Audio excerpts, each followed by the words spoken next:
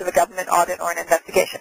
But with the increase in enforcement, you're well advised to do it just because if you're going to conduct an internal audit, and after today you should all be conducting some sort of internal audit, you need a copy of the document to see what was used to complete that I-9. It's also useful in the event of an audit or an investigation, just as a defense that, if the government claims that documents, valid documents were never presented, you can say, well, yes, here are the copies of the valid documents that were presented.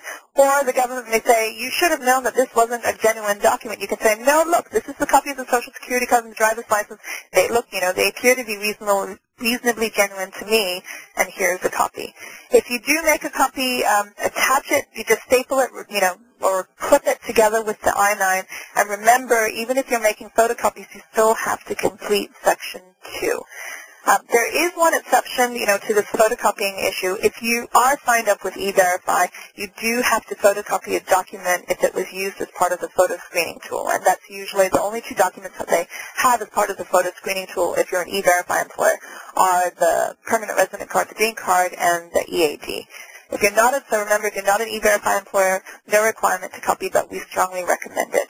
And again, we're going to sound like a broken record, but don't make copies of more documents than are required, or it's a violation for discrimination.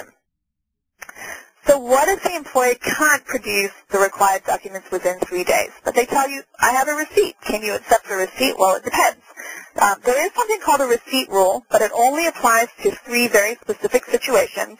The first one is probably the most common situation where you can accept a receipt for a replacement document when that document has been lost, stolen, or damaged. Again, you can only accept a receipt for a replacement document when it's been lost, stolen, or damaged. That receipt is valid for 90 days. And the employee has to produce the replacement document by the end of the 90 days, and you should be updating or re-verifying your I-9 at that point. You cannot accept a receipt for a renewal of an employment authorization document, one of those EADs, and similarly, you cannot accept a receipt for the renewal of an expired document.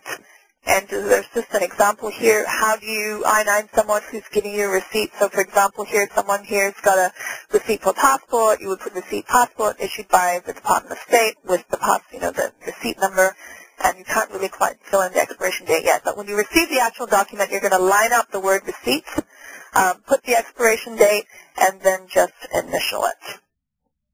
The other 2 situations where you can use the receipt rule, you don't really see, so the slide is there and you're all going to get a copy of the PowerPoint, but I'm going to skip on ahead of those just because you don't see it. There are several other situations where a receipt is one of the acceptable documents that you can use to I-9 someone. The 4 examples are up there. If you're an employer that hires a lot of H-1B foreign nationals and you're taking advantage of H-1B portability, that's one situation.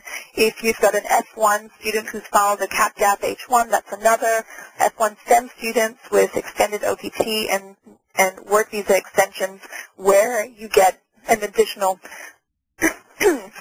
you get an additional 8 months of continuing employment authorization if you file a timely extension. Now, these are very, very specific situations. If you have questions about these, give us a call, send us an email, and I can forward you some sample slides on how to complete I-9s for folks in these situations. Now, what happens if none of the receipt rule situations apply to you and a person cannot provide the appropriate documents? Can you terminate or should you terminate? Yes, you absolutely have to terminate the person, or you're subject to penalties for knowingly continuing to employ an unauthorized worker. One of the most important things with this is you have to, whatever you do with your I-9 compliance and with anything that you do, it has to be applied consistently across the board for everyone, and you've got to have a zero tolerance policy. And unfortunately, in today's heavy enforcement climate, I'm going to tell you, there's no place for compassion in this process. You have to remember this just because, everyone has a my dog ate my homework story.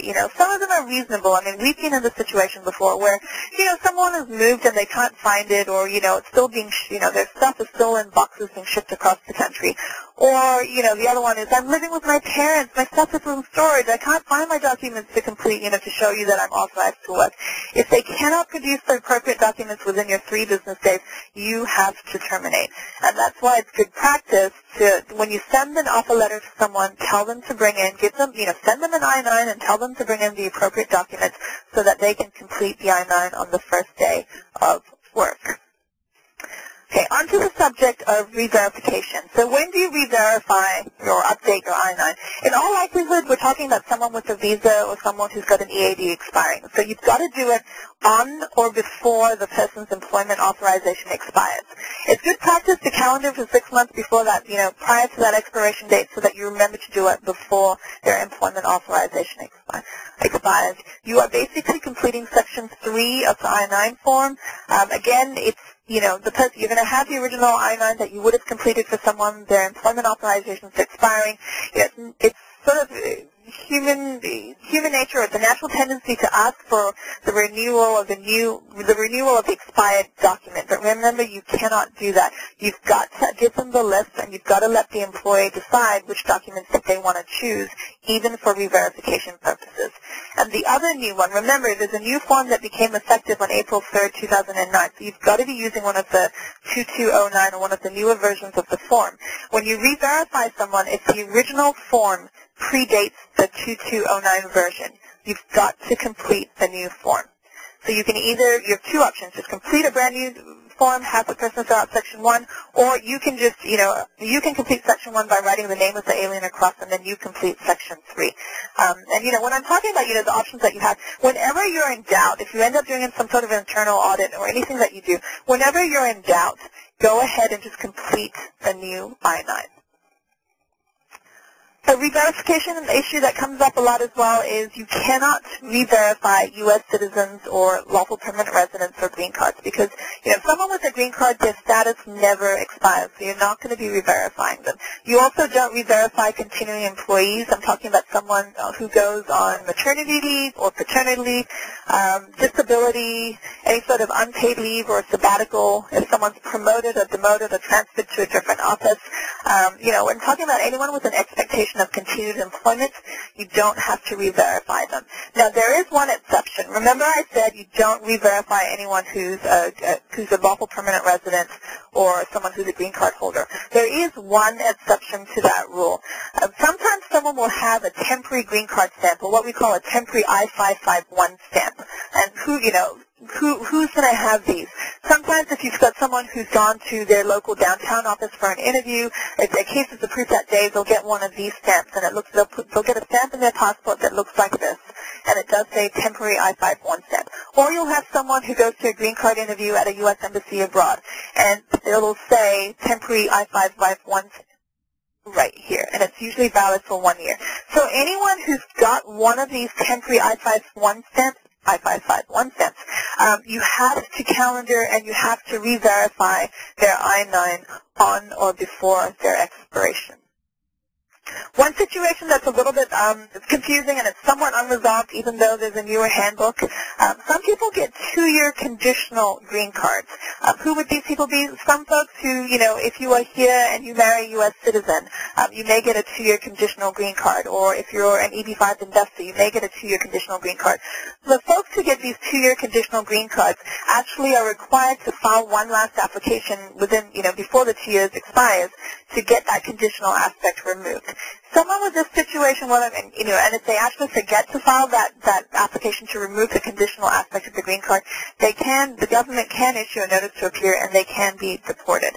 So my recommendation for folks, if you have anyone who presents a 2-year green card to you, do not calendar the 2-year expiration. You want to treat it like a regular green card. But inevitably, what happens is that the alien, the person will typically ask or will mention the green card expiration date to you, the HR person. And at that point, you have actual knowledge of either the expiration or some sort of lapse in employment authorization or the upcoming lapse in employment authorization. So at that point, I'm going to tell you if that comes up, you want to re-verify in that situation. On to the issue of storage.